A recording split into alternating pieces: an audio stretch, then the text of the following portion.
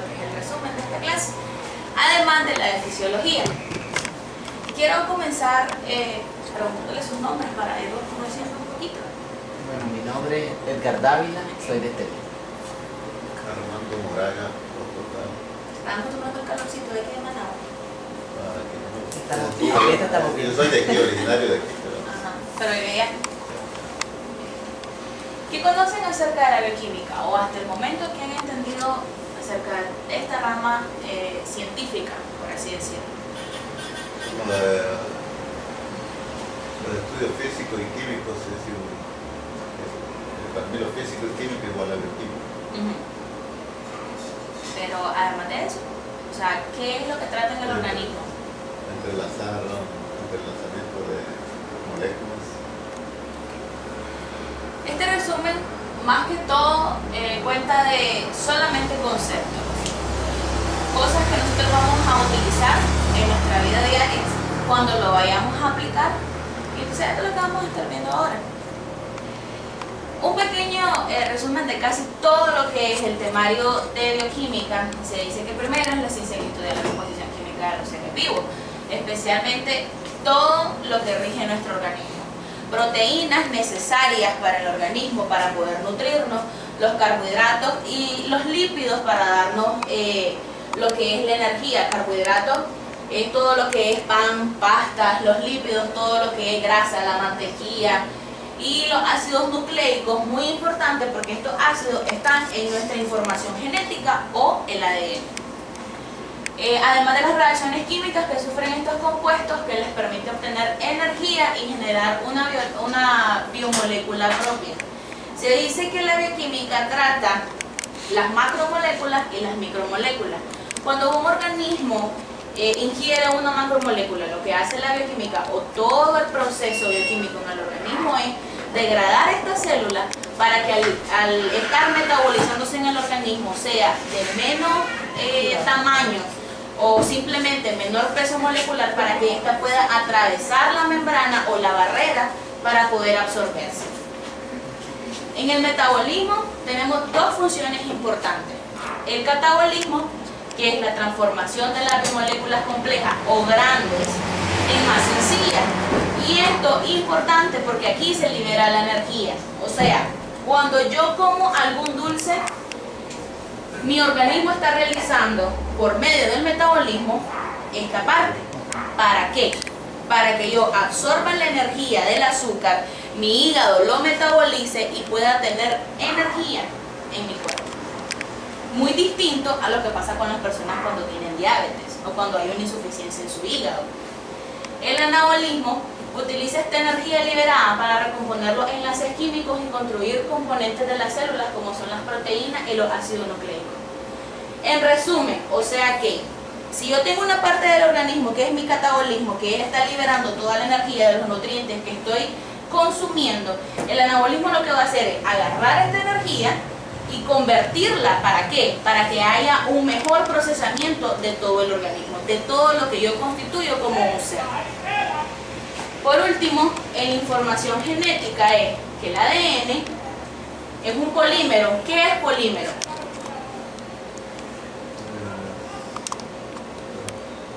Una figura, ¿no? Es una sustancia que contiene más de una composición química. O sea, yo tengo dentro de esto enlaces de desoxirribosa, que son 5 enlaces de carbono, después el ácido fosfórico y bases nitrogenadas, mis 5 bases nitrogenadas que hacen mi cadena helicoidal del ADN. La adenina, guanina, timina, citosina y el uracilo. El uracilo casi no se menciona porque es una de las partes externas ya del ADN, es por decir así la colita, pero igual es importante. Y en el ARN, importantísimo. ¿Por qué? Porque él es el que está presente cuando nosotros nos infectamos con algún virus. Él es el que reacciona con la parte de la virología de algún microorganismo. También el ARN lo constituyen todos los virus, todas las bacterias, todo elemento extracelular, tanto intracelular como lo que yo tengo en mi organismo, contienen ARN.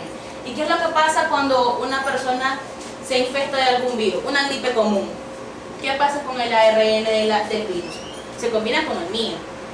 Puede que cree resistencia a mi cuerpo y lo expulse, lo saque, pero puede también que quede en el organismo como una infección intrahospitalaria como es la neumonía.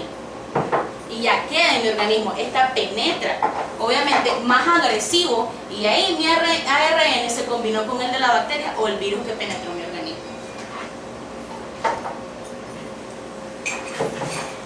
Con respecto a los seres vivos, todos conocemos lo que tenemos en nuestro cuerpo, como principalmente estos aniones o cationes o iones, como le queramos llamar, como por ejemplo el carbono, el hidrógeno y el oxígeno, que complementados en el organismo lo tenemos, como el agua, el fósforo, el nitrógeno, importantes para el crecimiento de nuestras células y los huesos, el azufre, que hay el 30% del organismo se compone de estos elementos, el 70% constituye el agua. Se dice que básicamente el 60% de nuestro organismo es agua. Después el 18% corresponde a la grasa, el 15% a las proteínas, el 7% a todo lo que es el líquido extracelular. Esto es lo que compone nuestro organismo. También se encuentran algunos iones tales como el sodio. Sodio, cuando lo combinamos con cloro, es la sal. El hierro, importante para el crecimiento de nuestros huesos. El calcio y el potasio, pero estos son en proporciones muy pequeñas. Cuando hay un desbalance de estos iones, ¿qué es lo que sucede en el organismo? Hay desestabilización Deficiencia. celular. Exacto, tenemos órganos deficientes y nos va a dar a largo plazo una enfermedad. Dentro de los componentes orgánicos están los lípidos, que son todas las grasas saturadas e insaturadas, los glúcidos o polisacáridos, el azúcar que consumimos y el azúcar que produce el organismo propio de las células de Langerhans o los islotes que están en el páncreas. Proteínas y los ácidos nucleicos, esto ya lo habíamos abarcado anteriormente. Y los compuestos inorgánicos que vienen fuera de nuestro organismo puede ser el agua, el dióxido de carbono que se utiliza cuando estamos en la respiración o cuando se está desintoxicando la sangre. Se dice que la sangre al momento de desintoxicarse es que expulsa lo que es el dióxido de carbono y penetra oxígeno para que ésta pueda eliminar todas las toxinas que tenemos en el organismo. ¿Y dónde eliminamos toxinas? Por la transpiración, por la orina, por todo un sinnúmero de fases. Las sales, como por ejemplo cuando estamos comiendo demasiada sal, hay un mecanismo en donde se está expulsando la sal. Cuando esto no se expulsa, podemos ver a personas que tienen hipertiroidismo y muchos procesos más que no son meramente del metabolismo de un ser humano y que hay un órgano insuficiente que nos está causando esta enfermedad. Los óxidos y el bicarbonato. Cuando nosotros transpiramos, estamos expulsando el bicarbonato junto con el CO2. Pero este es importante, ¿por qué? Es importante desde el punto de vista que lo necesitamos para la contractilidad del corazón. Y si contractilidad que no tiene el corazón, que es una de las funciones que este tiene, o una de las estructuras propias del corazón, no podemos bombear sangre. ¿Okay? ¿Me van entendiendo hasta el momento o voy hablando muy rápido? Sí, sí, está bien. Okay. ¿Qué podemos decir del agua? Estas son, por decir así, sus funciones. Tiene un elevado calor específico. ¿Qué quiere decir esto de calor específico? El agua tiene su temperatura. Ajá. Elevado calor de vaporización. ¿Qué pasa cuando yo pongo a cocer un agua y tengo frío?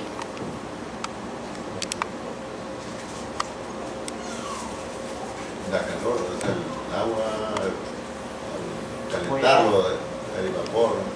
Eso me transmite calor. Me está calentando, indirectamente, pero me está calentando. Alta constante dieléctrica. ¿Qué pasa si yo estoy en una parte que hay agua, está mojado, y yo ando al buen Nica, el lenguaje del buen Nica, que ando en chinela, y se reventó un cable y cayó en el agua, ¿qué es lo que me va a pasar si yo me expongo a esto? El agua, como tiene dos moléculas de hidrógeno, una de oxígeno, es rápida para absorber energía. Es como yo tengo mi energía, y si yo me acerco a usted y está helado, tiene un proceso de frío, un proceso febril, entonces mi energía cinética, yo se la voy a pasar. ¿Para qué? Para que usted se caliente. Esto es lo mismo que pasa cuando una persona se expone a altas temperaturas o a un choque eléctrico conducido por el agua. En los cambios físicos y la densidad, ¿cuáles son los tres importantes cambios físicos que tiene el agua? El líquido, Sólido. ¿Y la densidad? ¿Qué tiene que ver la densidad con los cambios físicos?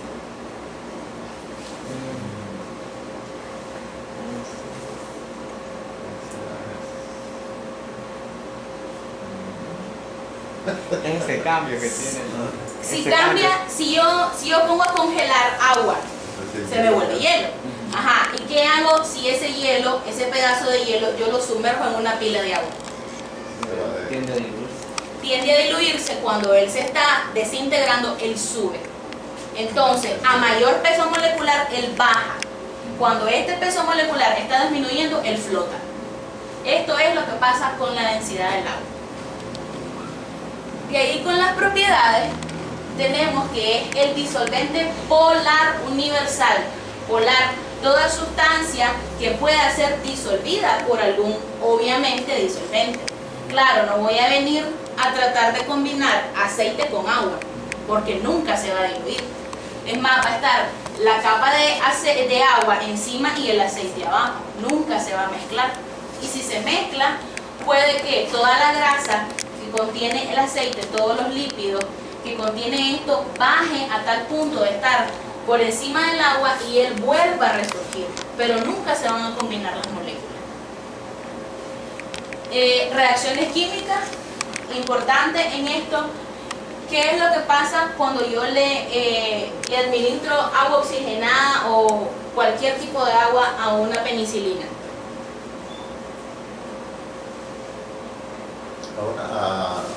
Agua destilada al polvo. Ajá, al polvo de la penicilina. Bueno, hay un cambio químico, una reacción. Hay una reacción química. Función de transporte. El agua puede transportar, cualquier elemento químico o no químico. Cualquier cosa puede ser transportada por el agua, hasta la misma energía. Función amortiguadora. ¿Por qué? Un ejemplo cotidiano en nuestras células, en nuestro organismo. ¿Qué hay? ¿Cuál es el espacio que consta entre una célula y otra? Donde está la membrana, donde puede decir, esta célula es de bajo peso molecular, puede atravesar esta membrana. En esta membrana lo que hay es, además del líquido extracelular, que lo compone agua y lo compone plasma sanguíneo, que bien viene siendo todo lo que constituye el agua también, porque en el plasma nosotros tenemos agua. Entonces, esto es la función amortiguadora, que puede pasar de un estado al otro o viceversa, puede cambiar. Y en la función termorreguladora, que eso ya lo habíamos abarcado anteriormente, con respecto al elevado calor específico. En la distribución, tenemos dos líquidos, el intracelular, que está a nivel de la célula, y el extracelular, que está en el medio interno donde la célula realiza su proceso anabólico, o sea, que capta la energía y esta se desarrolla a través de esta energía. Por ejemplo, el líquido cefalorraquídeo es extracelular. ¿Por qué? Porque ahí puede pasar un sinnúmero de células y estas se van a ramificar a todos los organismos. ¿Okay? Esto es lo básico que nosotros debemos de saber. Si aquí te dice de que dentro de tu organismo, si ayer en todo el día estabas bebiendo agua, se eliminó normalmente, salió o se transpiró normal, salió por la S, te dice de que hay un porcentaje de que la persona tiene que la misma entrada de agua tiene que salir y son 2500, perdón, esto mismo va a salir en cualquier momento. ¿Cuál es el mecanismo que utiliza el cuerpo cuando no se elimina el agua? ¿Qué es lo que te produce? No sé, edema, Ajá. ¿Y qué causa el edema? inflamación. Inflamación y la misma retención. Retención de líquidos. Ok. Líquidos bebidos, se dice que 1500 ml, el agua en alimentos 800 y el agua endógena. ¿Qué es el agua endógena? Lo que a mí me quedó de restante en el organismo, que puede ser por una causa intrínseca que no se eliminó o por una causa extrínseca. Por cualquiera de los dos mecanismos, esta agua no se eliminó, pero igual yo tengo el gradiente normal, que son los 2500 mililitros que tengo en el organismo, y que esto al final del día se tiene que eliminar. ¿Cómo? Con los procesos que ahí tenemos. En la orina, en la respiración por los pulmones, cuando nosotros sacamos CO2 e ingerimos oxígeno que es hecho de las plantas o proporcionado por las plantas y los árboles. La piel por difusión, o sea, puede ser de que yo ande sudada y pase en un lado y yo dejé el impregnado de sudor o de las toxinas que me están saliendo del cuerpo. O paso al lado de una persona que ella está sudada, está transpirando y ella me está pasando todo esto.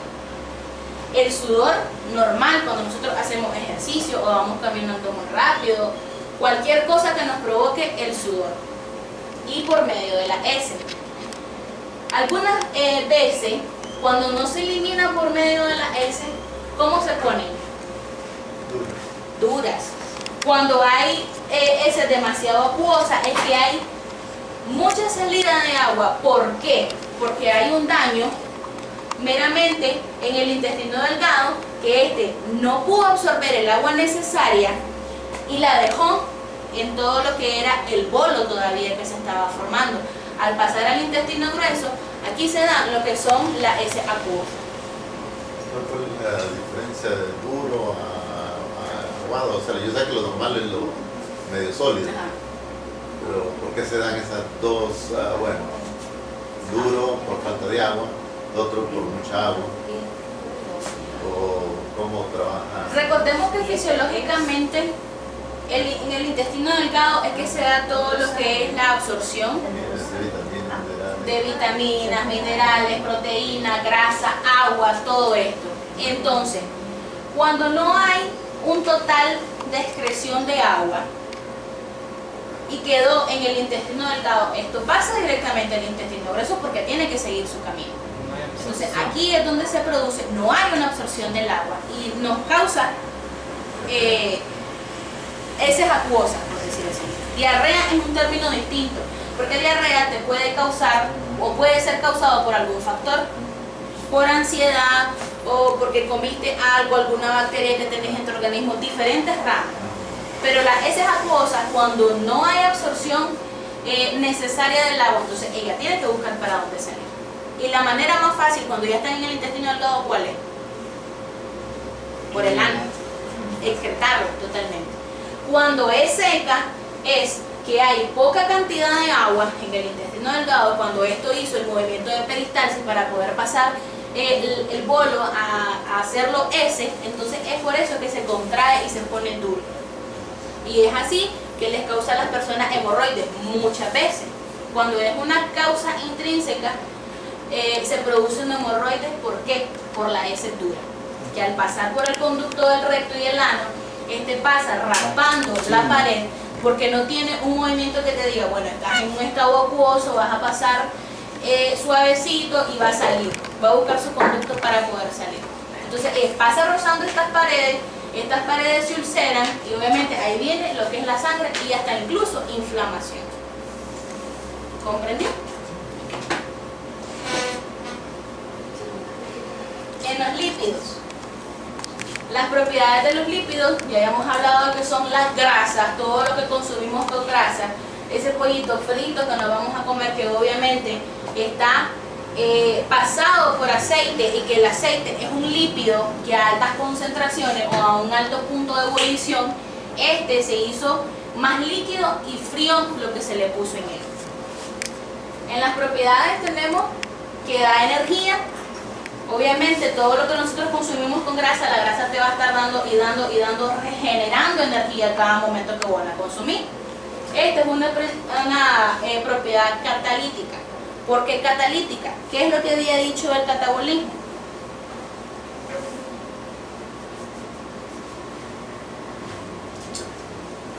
Que este libera energía. Entonces esto es lo que pasa cuando yo ingiero una dona. Cuando yo me como una dona, ahí estoy metiendo lo que son los lípidos porque viene con grasa. Toda esta combinación viene con grasa. Estoy metiendo la harina, que es un carbohidrato.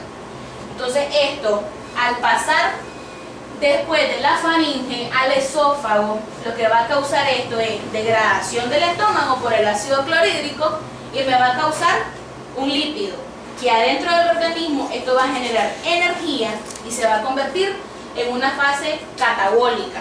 Va a agarrar toda la concentración de energía cuando mi organismo esté bajo un estímulo de estrés, y no tanto estrés, sino por medio de una exposición a algo, o que simplemente fui a hacer ejercicio y me quedé sin ánimo y todo. Entonces lo que va a hacer el catabolismo es liberarme energía para que yo lo pueda absorber. ¿Okay? Reserva de agua. Esto es muy contrariado. ¿Por qué? Porque si se dice que no puedes combinar la grasa con el agua, porque estas van a reaccionar, las moléculas van a chocar y no se van a poder unir, pero existe otra gradiente que te dice de que las grasas pueden acumular agua. ¿Para qué van a acumular agua? Para lo que pase en el organismo, como lo dijo usted. Si yo no tengo un suficiente almacenamiento del agua, ¿qué es lo que va a resultar con toda la comida que yo ingiera? Va a salir seca, va a buscar su conducto para salir seco. Entonces esto es interesante. ¿Por qué? Porque la grasa que tenemos en todo el organismo, que lo tienen absolutamente todos los órganos, él está agarrando agua, él está absorbiendo esta agua. ¿Para qué? Al paso de la S, el sacar esa agua y para que no se te ponga dura y no te cause algún otro problema agregado. Producción de calor, igual tenemos lo que es la energía, y esta te produce a altas concentraciones de frío. Cuando yo estoy expuesta al frío y yo me estoy alimentando bien, lo que hace esta energía es producirme calor para que yo me mantenga caliente y no entre en un estado de hipotermia. Estructural, medio acuoso, existe una pared divisora entre los espacios celulares.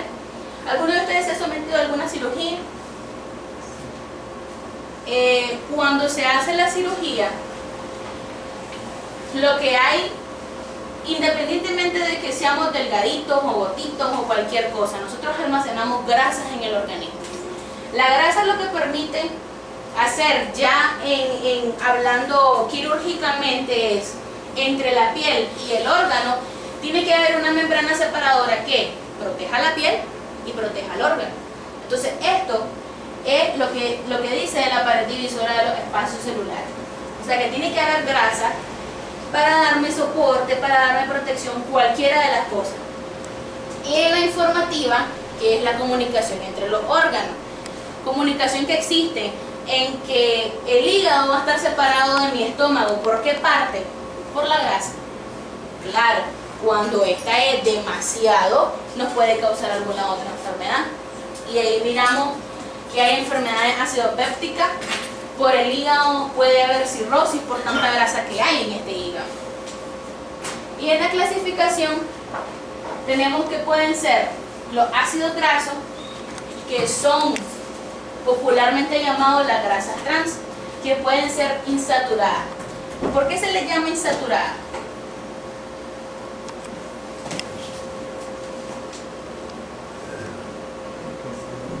La grasa, por muchos tipos de grasa, o sea, Tiene demasiado colesterol. Además que la grasa insaturada, o sea, yo pongo, digamos, una carne para hacer la famosa hamburguesa. Yo la tengo obviamente que poner con aceite, porque si yo la pongo así nomás se me va a poner dura y no está lo crujiente de la hamburguesa. Entonces lo que hace la grasa insaturada, al yo combinarla con el aceite, porque estoy friendo esto, más todos los condimentos que ya le eché anteriormente, esto se me convierte en un ácido, que es muy difícil de metabolizar para el organismo, pero sin embargo nosotros lo encontramos rico. Esto nos da mayor energía, pero nos está fregando el estómago. Indirectamente, a largo plazo, nosotros vamos a tener una consecuencia de todas estas cosas. En esta parte tenemos en la segunda clasificación de los lípidos, los saponificables, que son los simples, lo normal que nosotros tenemos, que son las grasas como la mantequilla, los aceites, cualquier aceite, girasol, el de oliva, el de canola, aceite es aceite. Si yo pongo, porque dicen ahora, es que el aceite de oliva te da, es más sano, no te va a dar tantas grasas, pero si yo pongo a freír algo en el aceite de oliva, se va a quemar. Estoy ebulliendo ese aceite a 100 grados centígrados para que me pueda freír lo que yo eché en él. Esto ya es una grasa, ya se convirtió en grasa. Después en los compuestos tenemos los fosfolípidos, que son los que consumimos normalmente, y los esfingolípidos, que son los lácteos, que viene con toda la grasa que tienen los lácteos. ¿Qué pasa cuando yo pongo la leche, un término, a madurarse? Me sale la mantequilla de la leche, toda la nata que tiene la leche es la mantequilla, y si yo la comienzo a revolver, esto se me va a hacer mantequilla, lavada, pero es mantequilla. En los lípidos insaponificables tenemos la esteroide. Esto es, a partir de esto, es donde se crean los famosos anabólicos que se inyectan más los hombres, porque estos son los que se quieren ver bonitos y esto y lo otro. Entonces agarran una parte de la grasa o todo lo que son los lípidos, se combina con compuestos químicos, y esto utiliza lo que es el esteroide. ¿Qué pasa en una persona que se inyecta esteroides y se deja inyectar por cierto tiempo? Se pone todo aguado, en términos NICA. ¿Por qué? Porque ya no hay un factor que te está diciendo que estás ejercitando, estás metabolizando toda esta grasa que le echaste al organismo por fuera de lo que necesitas, y toda la grasa se está convirtiendo en lipomas, podríamos decirlo, o estar en el tejido adiposo. Por eso es que miramos a las personas después de cierto tiempo que se están inyectando todas gorditas, todas aguaditas, y eso es la explicación del por qué pasa esto. Y en las prostaglandinas, importantes para qué? ¿Qué causan las prostaglandinas en el organismo?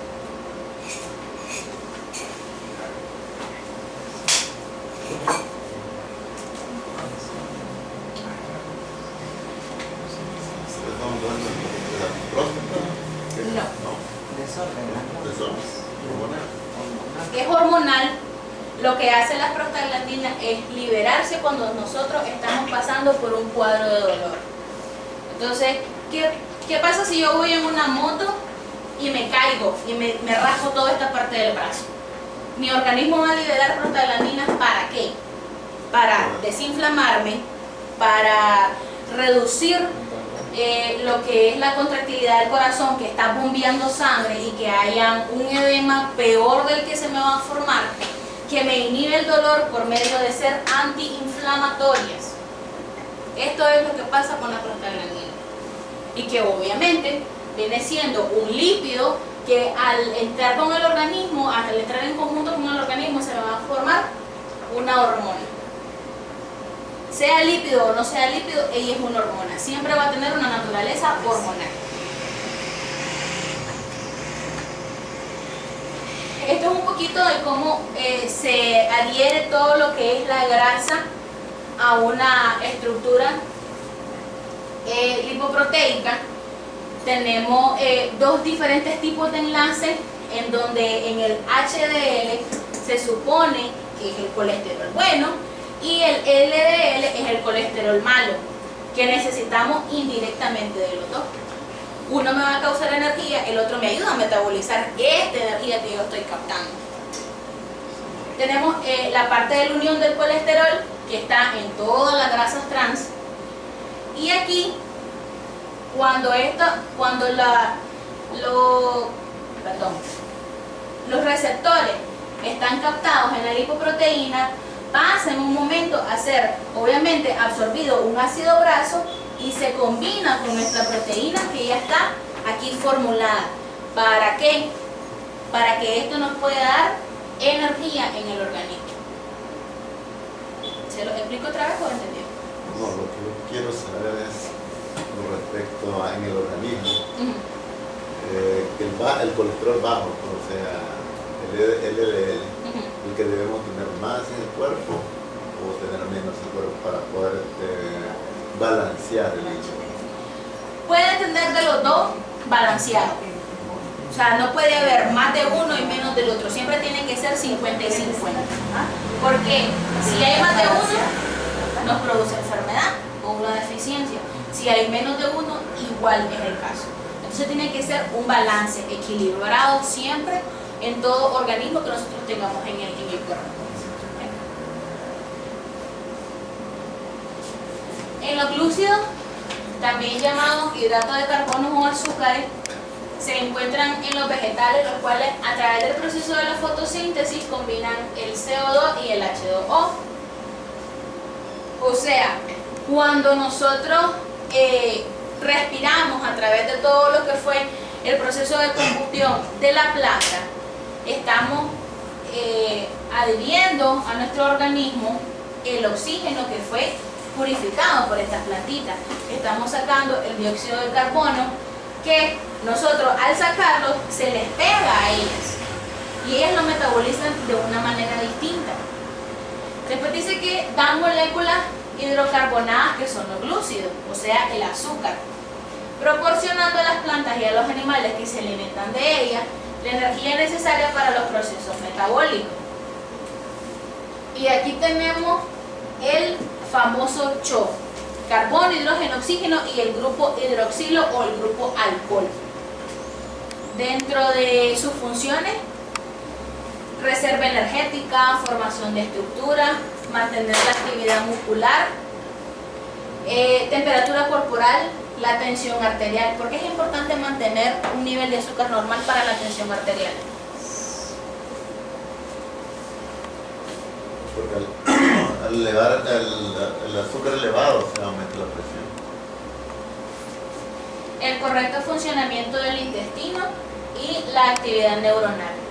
Todas nuestras neuronas, todo lo que tiene que ver con la función neuronal, ellas incluyen azúcar o glucosa.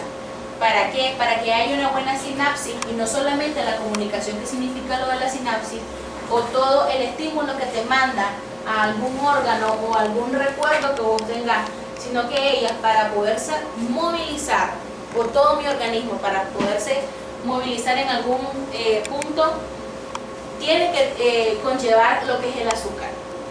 Esto me ayuda obviamente, además de las grasas que me dan energía, esto me metaboliza ¿qué? Más rápido todo lo que me entra en el organismo.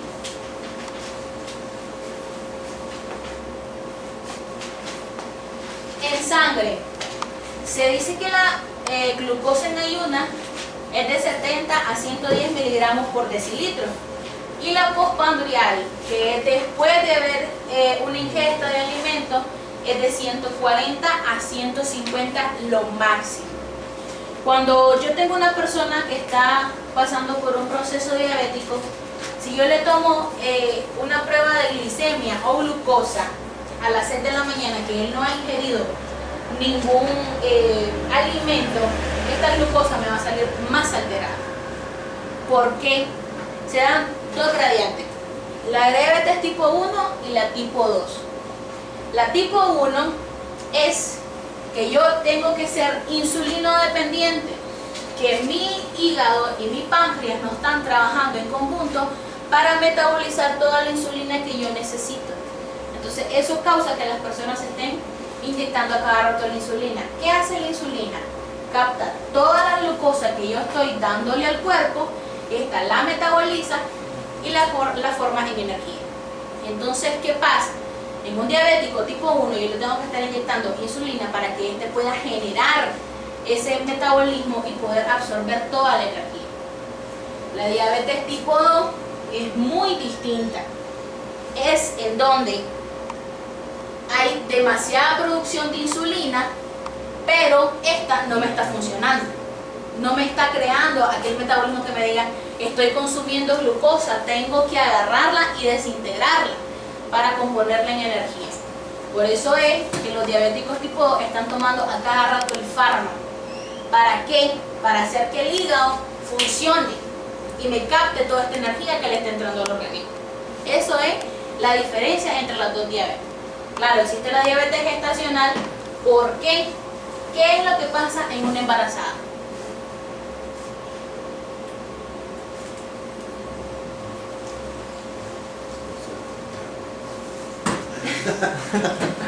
Todo aumenta. Producen más insulina. Sube la presión sanguínea, suben los niveles de glucosa, sube el riego sanguíneo, todo está alterado hasta la concentración de agua. Por eso es que miramos a las panzoncitas todas edematosas, los pies hinchaditos, recargados, que no quieren caminar, que si van de aquí a la esquina ya van con la taquicardia, el corazón alterado. ¿Por qué? Porque todo está en alto, o sea, todo se está produciendo altamente. Y la glucosa o la insulina no puede metabolizar toda esta glucosa. Entonces, eso es lo que pasa con la embarazada que tienen diabetes, que a muchas se le quita en el camino. O sea, ya llegaste al momento del parto, la expulsión del niño ya salió, a vos se te va a quitar esa diabetes gestacional, porque ya está volviendo tu organismo a lo normal. Aunque hay casos en que las mujeres ya quedan con la diabetes. ¿Pero por qué quedan? Número 1, por causas de su organismo, que no pudo eliminarla completamente del organismo y ya me quedo diabético. Número 2, factor familiar. Si yo tengo un familiar con predisposición diabética, se lo aseguro que yo voy a ser diabética. Es más, si eso viene en cadena desde mi abuela a mi mamá, yo voy a ser diabética o hipertensa, cualquiera de las dos. Una vez que se ha concluido la comida y el nivel de glucosa, comienza a descender y se producen varios acontecimientos, todo lo que ya le hemos explicado anteriormente. En las proteínas se dice que desempeñan un papel fundamental para la vida y son las biomoléculas más versátiles y diversas. ¿Por qué versátiles? Porque todo organismo la necesita y todo organismo la tiene que comer o metabolizar. Son imprescindibles para el crecimiento del organismo y realizan una enorme cantidad de funciones diferentes. Composición, igual que en las grasas, igual que en la glucosa, carbono, hidrógeno, oxígeno, y aquí hay nitrógeno. Funciones, igual, genera energía, regulador de la actividad hormonal y celular, importante para los anticuerpos.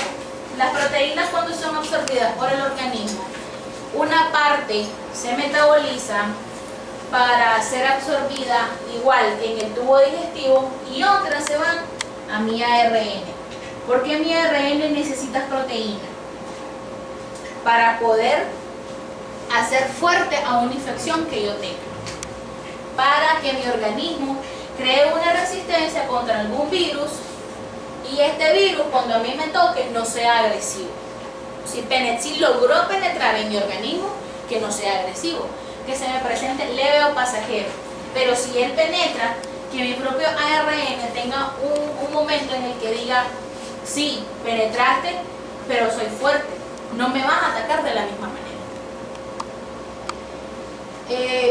Estas dos, la actina y la miosina, son responsables finales del acortamiento del músculo durante la contracción. O sea, yo tengo en relajación mi brazo, cuando yo lo quiero mover o hacer este movimiento, ahí las proteínas están liberando la actina y la miosina, que están presentes en la contracción del músculo. Colágeno, ¿dónde tenemos colágeno nosotros? En la piel, el órgano más grande del cuerpo humano, la piel, y en funciones de reserva. Todo esto es energía. Por consecuente, siempre va a ser energía. En los ácidos nucleicos, por la transformación de nuestro ADN, se dice que son las moléculas responsables de la herencia. Sustancias ácidas que se encontraron por primera vez en el núcleo de las células y que están constituidas por el carbono, el oxígeno, hidrógeno, nitrógeno y fósforo. Se trata de polímeros, que habíamos dicho de los polímeros. Está constituido por diferentes. Con un elevado peso molecular que por hidrólisis parcial producen nucleótidos unidos entre sí por enlaces fosfodiéster. ¿Cuáles son estos enlaces fosfodiéster? El típico ácido fosfórico. Y aquí tenemos un poquito de lo que son las bases púricas o pirimídicas, que son la adenina, la guanina, la citosina, el uracilo y la timina, que estos son responsables de todo lo que es el cambio de información genética que tenemos. Los veintitantos pares de cromosomas que tenemos por parte de mi papá y por parte de mi mamá, entonces esto se ve unido para poder crear una base y hacer lo que es la cadena helicoidal del ADN. Y ahí está lo que es por parte de la adenina y todo lo que constituye una base nitrogenada de la cadena del ADN, que esto obviamente se combina. O sea, yo puedo pegar cualquier organismo de acá, puedo pasar esta para acá, que se me pegue aquí a un doble enlace en el nitrógeno y ya estoy identificando las dos pares de nitrógeno. Y puedo hacer así sucesivamente todo. ¿Para qué? Para que al final se me convierta en mi cadena helicoidal. Creo que esa es la última. No, esta es la última. Importante el ciclo de Krebs en todos los organismos. Esta ruta metabólica es la tercera etapa de la respiración celular. El proceso de producción de energía en las células forma parte de la respiración aerobia, es decir, se realiza en presencia del oxígeno y se desarrolla entre los procesos de glicólisis, lo que es captación de glucosa y la cadena respiratoria. En el ciclo de Krebs tenemos lo de la acetilcolina, importante para todo metabolismo humano.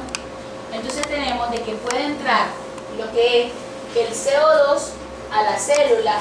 Esta crea su tercera fase de la respiración, que es el ciclo de Krebs, se oxigena y sale al exterior de este mismo ciclo.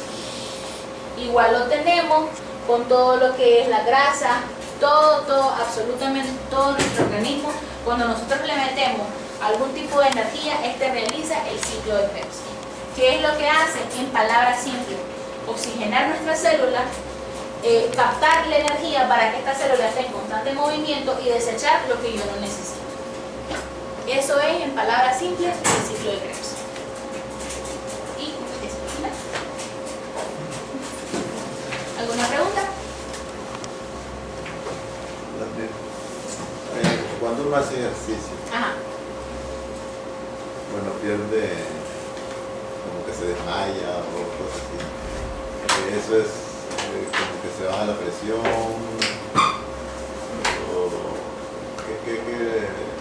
¿cuál es Cuando uno falta de está... agua o no tiene suficiente energía? No falta de agua, pero sí insuficiencia de energía. Cuando uno se está sometiendo a ejercicios demasiado agresivos y prolongados, entonces hay una pérdida de energía que no la vas a complementar con el agua. Yo puedo pasar bebiendo las 2 horas que esté en un gimnasio agua y esto no me va a ayudar. O sea, sí, me va a hidratar para que yo no caiga ahí en un estado de shock por no tener agua. Pero sí estoy desgastando toda la energía. ¿Qué es lo que se le recomienda a una persona cuando va al gimnasio? Coma antes de ir al gimnasio. ¿Por qué? Porque todo el extracto calórico que yo tenía en el cuerpo lo estoy desechando al momento de estar realizando alguna ejercitación. Y esto está causando pérdida de energía. Por eso es que las personas o se marean, o vomitan, o simplemente se ponen pálidas y se le bajó la presión. Es un estado donde mi glucosa está bajando. ¿Okay? gracias. Sí, ahí está. Pusieron para acá. Bueno, señores, tómense 5 minutos y despejen la mesa.